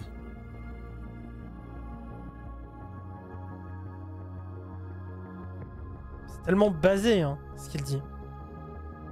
Merci Sakatov, vraiment, si tu es passé sur ce live. Merci énormément. Voilà. très basés. En fait, c'est ça qui est intéressant, c'est qu'il explique tout simplement... Non, j'ai pas pris 1 an à faire cet épisode. Ah, merde. Mais c'est tout comme, puisque je suis allé chercher des sous pour un peu le financer. Donc si l'épisode vous a plu ou que vous voulez soutenir mon travail, je vous invite à faire un don sur Ko-fi. Eh ben, on ira faire un petit don. Voilà. Avec notre assurance chômage. Et c'est ça qui est hyper pertinent dans ce qu'il dit, en fait. C'est que, en gros, nous autres blancs, on est vecteur de cette histoire et en même temps, on ignore le cadre conceptuel dans lequel on est et qu'on reproduit, justement. C'est ça qui est impressionnant, je trouve, dans cette histoire. Donc ouais. Ouais, c'est pas cool du tout. Mais qu'est-ce qu'on a foutu et en fait, c'est pas qu'est-ce qu'on a foutu, même si collectivement, hein, c'est là où il disait, oui, il faut pas prendre que l'individualité, etc., pour comprendre. Mais c'est qu'est-ce qu'on a foutu socialement pour en arriver à ce point-là, en fait, où on n'est même pas capable de produire ou de reproduire une critique ou un raisonnement critique sur la société qu'on a bâtie sur des inégalités et qu'on essaye de se méprendre en disant mais c'est égal. Vous savez, c'est le fameux truc de Tocqueville où on considère que oui, alors en fait, si il y a de l'égalité, les gens verront l'inégalité. D'accord, mais Tocqueville, j'ai juste une question. Les personnes qui sont tout simplement... les personnes tout simplement qui se retrouvent dans la merde, t'en fais quoi? Voilà. Donc, non, il y a un truc comme ça, c'est que... Tocqueville ne voyait pas les esclaves, en fait. Il voyait pas les esclaves. Il disait de la démocratie en Amérique que c'était très bien parce que les gens étaient égaux, mais en étant égaux, il voyait les inégalités. Donc, il y avait une préférence pour l'égalité qui se faisait à travers celle-ci. Et en fait, c'est ça qui est terrible, c'est que Tocqueville ne voyait pas son racisme. Alors, maintenant, petit point recommandation, avant de finir ce live, évidemment, vous avez donc Race de Sarah Mazouz, que je vous conseille énormément. Alors, pour vous donner quelques exemples que j'avais annotés la dernière fois, on avait fait un live dessus. L'usage critique de la notion de race ne fait donc pas revenir à la race biologique. Il s'y oppose plutôt et en contrant une vision substantialiste et en découplant la question raciale de celle de la couleur de peau. Voilà, donc ça c'est juste un rappel pour toutes les personnes qui sont pas habituées à ce terme. L'usage des notions sert donc à expliciter ou ce qui révèle le sens politique, social et historique de certaines situations ou de certaines catégorisations au-delà de la seule expression du racisme manifeste en ayant recours à la violence physique. Ce faisant, l'emploi des concepts de racialisation et de racisation permet de problématiser une situation sociale. Il montre comment certains faits, certains jugements ou propos, certaines attitudes ou certains comportements même anodins ou dans certains cas se voulant même laudateurs sont à comprendre comme des gestes qui assignent racialement celles et ceux sur qui ils portent, c'est-à-dire qui les réduisent à une seule caractéristique censée être aux yeux de celui ou de celle qui catégorise l'unique trait pertinent de leur identité. C'est le fameux nous ou soi-même versus les autres. Voilà, donc je vous conseille vraiment cet ouvrage de Sarah Mazouz, Race, et vous avez Décolonial aux éditions Anamosa de Stéphane Dufoy qui montre comment un terme comme décolonial en fait en réalité est une panique morale et c'est extrêmement intéressant de voir ça. Et vous avez évidemment, donc on a parlé de Bourdieu dans Sociologie Générale, volume 1. Bon, ça c'était anecdotique, mais voilà. Bourdieu toujours recommandé. Moi récemment, je lis Robert Paxson. Voilà, je kiffe ce qu'il fait, c'est trop bien. Voilà, Le fascisme en action, La France de Vichy, des ouvrages que je conseille, je recommande. Peut-être qu'on lira un de ces jours La France de Vichy parce que vraiment ça se lit comme un mauvais roman, un bon roman mais malheureusement trop réaliste au niveau des faits escomptés. Ça montre combien la collaboration était une chose terrible. Voilà. Après, si vous voulez, on peut se faire quand même un petit bonus contre Faury, puisqu'il n'est pas 30 encore. La gauche de la rentrée sociale. On peut toujours se faire si vous voulez. Ça dure 14 minutes, donc on sera un petit peu en retard sur le créneau, mais ça devrait aller. Je redis un mot des OQTF. Pour moi, en arrosant de manière générale... Donc les OQTF, c'est les obligations de quitter le territoire. Comme ça, d'OQTF, d'obligation de quitter le territoire français de manière généralisée, on échoue à cibler ceux qui peuvent le plus nuire à la République et à l'ordre public. Et donc, en généralisant, en faisant des centaines de milliers de QTF qui ne sont pas, pour la plupart, appliqués, vous renoncez à cibler sur les personnes qui troublent le plus l'ordre public. Donc moi, je suis pour une politique de QTF qui soit beaucoup plus ciblée et beaucoup plus effective. T'es sûr qu'il est de gauche, lui? Je pense que la question du travail est centrale. J'avais amené des caristes de Gennevilliers d'origine immigrée ou immigrés eux-mêmes. De l'autre côté, des auxiliaires de vie de camp qui, elles, étaient blanches. Et quand ils se sont retrouvés à l'Assemblée nationale, ils ont parlé la même langue sur qu'est-ce que ça signifie de vivre avec 1 300 € par mois. Et ils ont parlé la même langue de leur corps. Le langage universel du travail. Oui. Je veux dire, je fais le choix dans mon coin d'avoir pour suppléant une accompagnante d'enfants en situation de handicap qui s'appelle Hayat Matpoua. C'est un choix politique. C'est un choix politique d'aller à Flix Secours et que sur les affiches, elle soit à côté de moi. Flix Secours, c'est 55% de votre Rassemblement national au premier tour de la présidentielle, 70% au deuxième.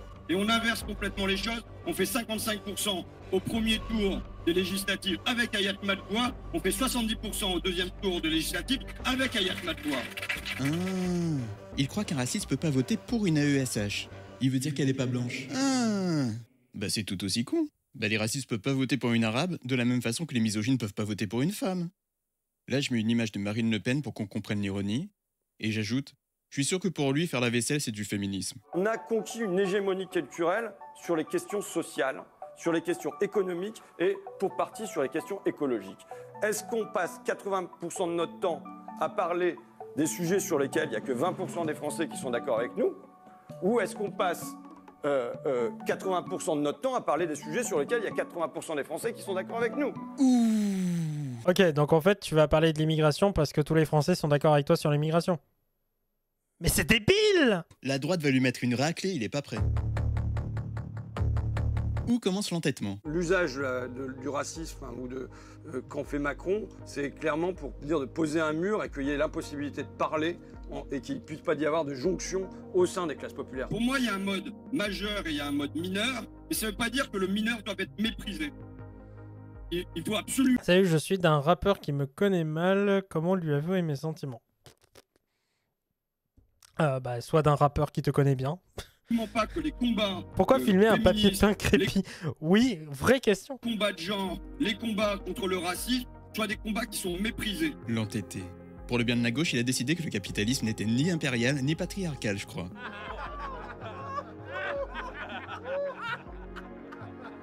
Il a cru que le score de Mélenchon au présidentiel lui donnait raison à lui. Alors déjà, il y a de l'idiotie. Mais ajoutons à ça ses préconisations pédagogiques. Bien s'habiller. La haine des riches ou des bourgeois ne fait pas de soi quelqu'un de gauche, on est d'accord. N'allez surtout pas dire ça à un demeuré. N'allez surtout pas lui expliquer ce qu'est le capital et le capitalisme. Il y en a... Bonsoir, Régile! Oui, j'adore te mettre... j'adore t'embêter comme ça. Bonsoir, comment tu vas? On est en train de regarder la fin d'une nouvelle vidéo de Contreforêt sur Ruffin et la gauche, la rentrée sociale de septembre. Qui font le pari de l'intelligence, d'autres c'est le pari de « Hey, tu me fais confiance, je suis bien habillé ou bien? Tu connaîtrais pas une Janine toi aussi ?» Oh, on me dit qu'ils veulent bien expliquer le capital, mais pas plus, parce que ça divise la lutte, tu connais? Hein, tu connais? Oui, en gros, si on parle de classe, c'est bien. Si on parle de race, oh mon Dieu!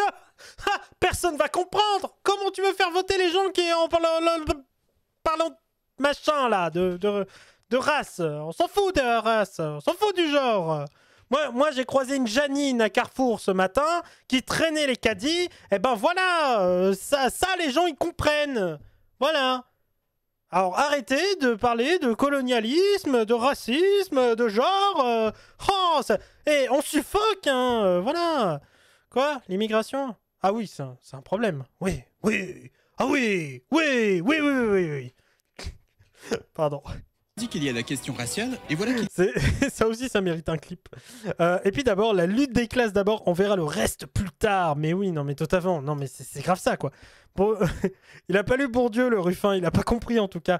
Encore, Bourdieu a une vision où, en fait, sa pensée nous invite à penser aussi la question de race, mais pas directement, en fait. Bourdieu ne pensait pas la question de race, il pensait juste à la question d'hégémonie avec la question de domination. Mais voilà. Merci beaucoup, Yarch. Merci beaucoup pour les 3 bits. Voilà, je crois qu'on dit ça comme ça. On va les cheer. Bref, j'ai tellement pas l'habitude d'en avoir. Merci beaucoup. N'hésitez pas à vous sub hein, si c'est pas déjà fait. Mais voilà. mais oui, on en est là en fait. On en est là. Il cherche à l'opposer à tout. L'opposer au social, l'opposer à la bonne façon de lutter, l'opposer à la bonne façon de penser la politique, l'opposer au bon sens des priorités, la bonne stratégie, l'opposer à la bonne vieille politique, l'opposer au steak de mammouth ou aux Français qui portent un béret. Le problème n'est pas seulement de la susceptibilité que pas mal attrapent lorsqu'on leur dit qu'ils sont blancs. Ah ouais. Parce que je les connais aussi, les blancs qui ont surmonté la susceptibilité. Ils t'individualisent tellement qu'ils sont blancs, beaufs, bourgeois, au mieux pour peaufiner leur fiche personnage, au pire, comme une fierté. Le problème est l'incapacité de sortir de ces oppositions. Sociale, sociétale, cette incapacité ne vient pas de nulle part.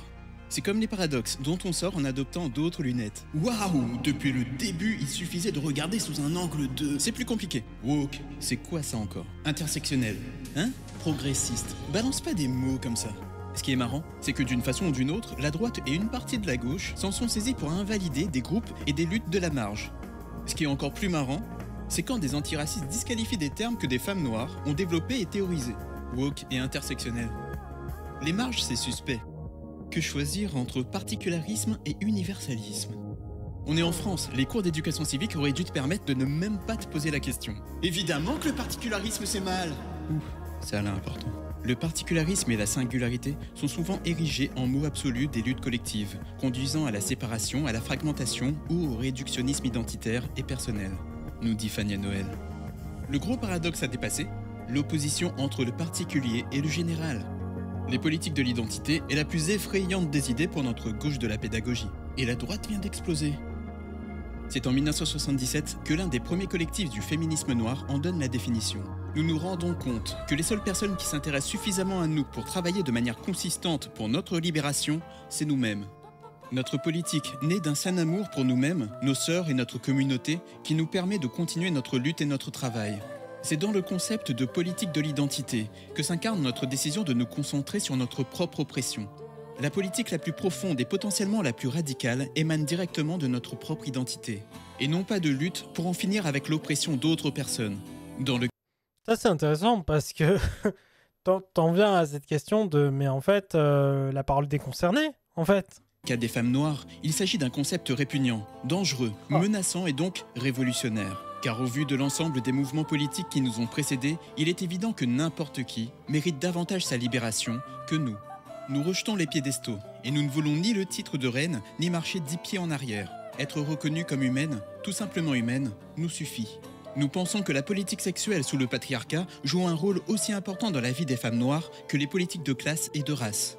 Souvent aussi, nous avons du mal à séparer les oppressions de race, de classe et de sexe, parce que fréquemment dans nos vies, nous en faisons l'expérience simultanée.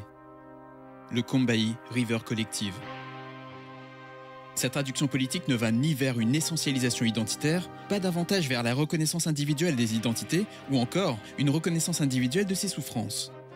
Pourtant, devinez ce qu'en comprennent les gauches blanches, marxistes, radicales et les mouvements antiracistes qui l'utilisent contre les luttes dites minoritaires. Tantôt à propos de la question raciale, ça c'est pour la gauche blanche / marxiste, tantôt à propos des luttes féministes, queer et trans-noires ou racisées, ça c'est pour les mouvements antiracistes. La droite a importé un mot, woke, uniquement pour muscler la caricature après islamo-gauchiste, progressiste, bien-pensant, politiquement correct, non, balèze. Ok, on est entre nous, woke, progressiste, intersectionnel, c'est ridicule comme insulte. Mais eux là, les non-progressistes, ça leur fait péter un câble. Regardez juste intersectionnalité, qui est d'ailleurs souvent, très souvent, associée à la politique de l'identité. Le monde qui pense que c'est un mouvement politique. Et pour ceux et celles qui ont capté que c'était un outil d'analyse, ça pense indécrotablement que c'est comme une technique spéciale. Quart de cercle avant, gros point, applicable sur tous les persos. Ou plutôt, à tous les contextes sociaux. Trop de travaux universitaires supposent que l'intersectionnalité constitue un cadre d'analyse bien établi, applicable tel quel à n'importe quel projet de recherche ou programme politique. L'intersectionnalité est un instrument d'analyse engagé dans un processus permanent et situé de reformulation. L'objectif, faire la lumière sur des catégories imbriquées de division sociale. Ah bah oui, ça peut pas plaire aux amoureux des grands récits, à base de Lénine ou de saucisses. Ah oui, l'intersectionnalité c'est un truc précis en fait. Je suis un bon chat, je fais des clips. Attends, faut que je regarde. T'as fait un clip de quoi? Qui font le pari de l'intelligence, d'autres c'est le pari de « Hey, tu me fais confiance, je suis bien habillé ou bien? Tu connaîtrais pas une Janine toi aussi ?» Oh, on me dit qu'ils veulent bien expliquer le capital, mais pas plus, parce que ça divise la lutte, tu connais. Hein, tu connais. Oui, en gros, si on parle de classe, c'est bien. Si on parle de race, oh mon Dieu, personne va comprendre. Comment tu veux faire voter les gens qui en parlant machin là, de race. On s'en fout de la race, on s'en fout du genre.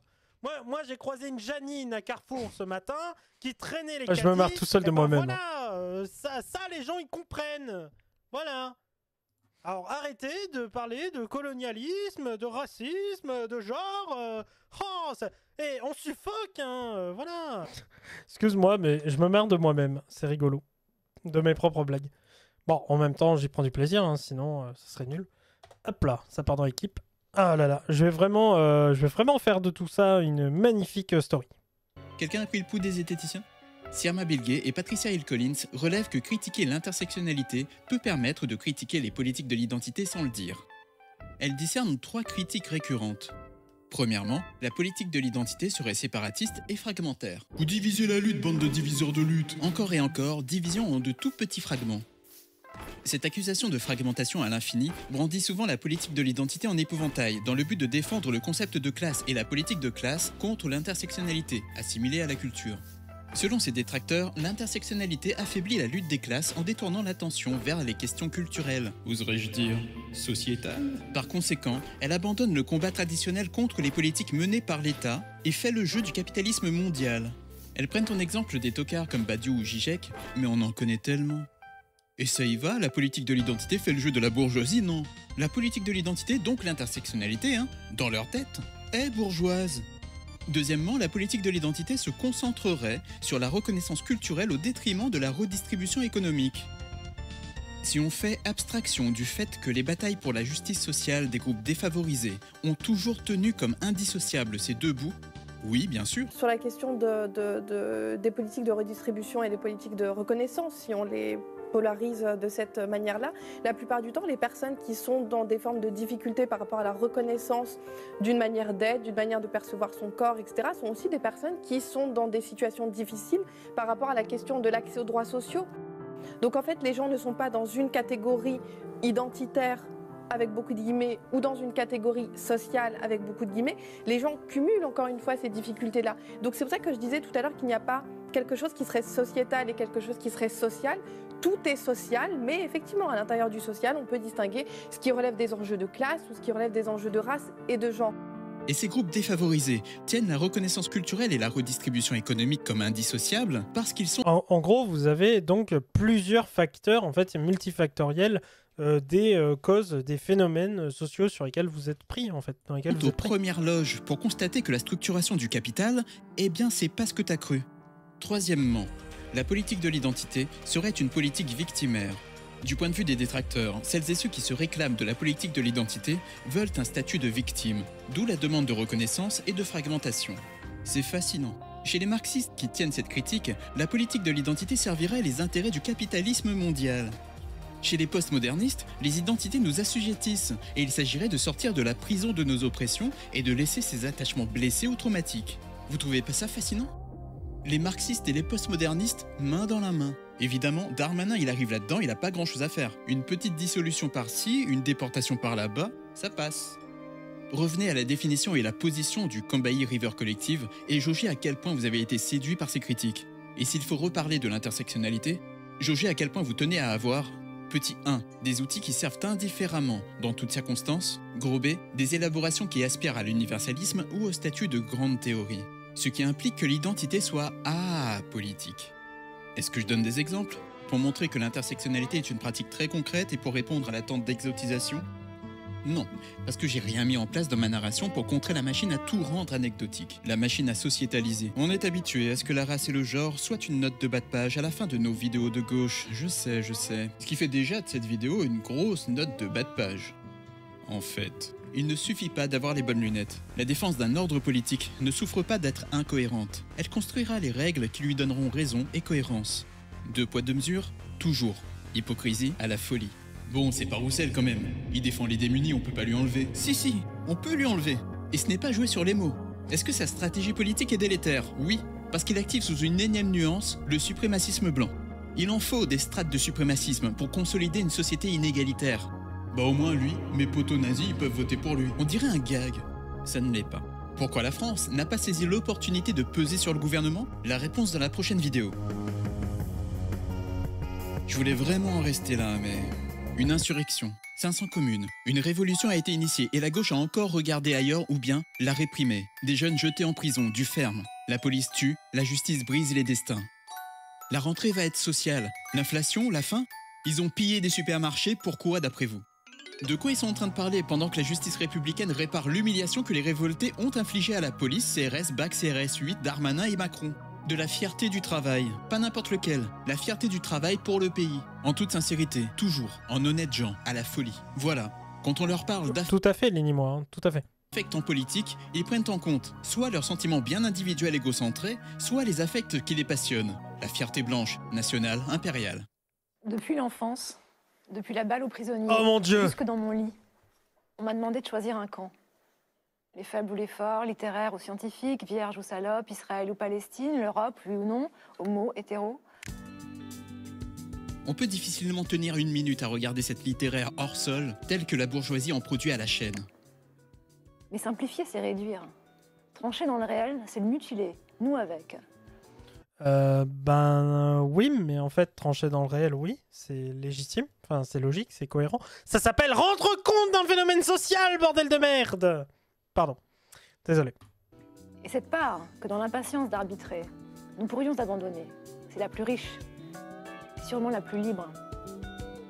C'est la nuance. La même énergie dans les représentants et commentateurs politiques qui encouragent la répression judiciaire. Les appels au calme ont été autant de munitions offertes à une machine qui n'en demandait vraiment pas tant. 500 communes et les défenseurs des plus démunis attendent patiemment la rentrée sociale. Condamnez-vous les violences? Toujours désir de tendresse et de kiff bien rance? La grosse vidéo devrait arriver. Et elle est bien mieux écrite que celle-ci, oh là là! Merci de me soutenir sur Ko-fi. Merci à toi, Sakatov, voilà, de Contreforie.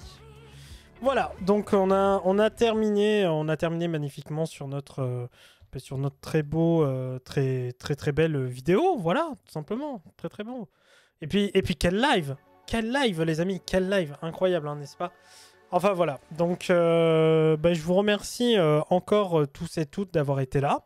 N'hésitez pas à vous sub, à vous resub, à follow la chaîne, à conseiller à vos amis, voilà, conseillez-les en tout, hein, déjà, sur le choix de leur shampoing, le choix de ne pas se couper les cheveux comme un abruti. Et conseillez-les évidemment sur tout le reste, hein, voilà, hein, c'était Joël Sociologue. Ciao les amis. Je t'aime, Bourdieu. Si tu savais comme je t'aime. Oh, fais-moi un câlin. Ah, vous êtes toujours là, merde. Bon, c'était Joël Sociologue. Des gros bisous, à bientôt. Et puis, salut tout le monde. Et puis, voilà, je vous envoie en raid hein, quelque part, donc restez le temps du raid. Des bisous tout le monde. Vous pouvez me proposer d'ailleurs des personnes à raid dans le chat. Hein. Voilà. Des bisous tout le monde. Ciao.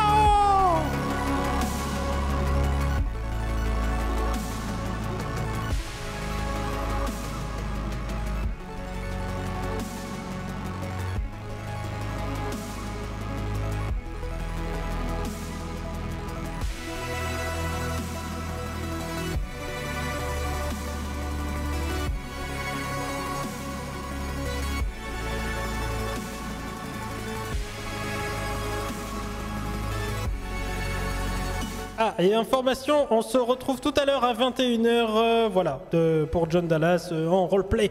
Je vous envoie chez Vibro Michel, je vous fais des gros bisous, je vous embrasse.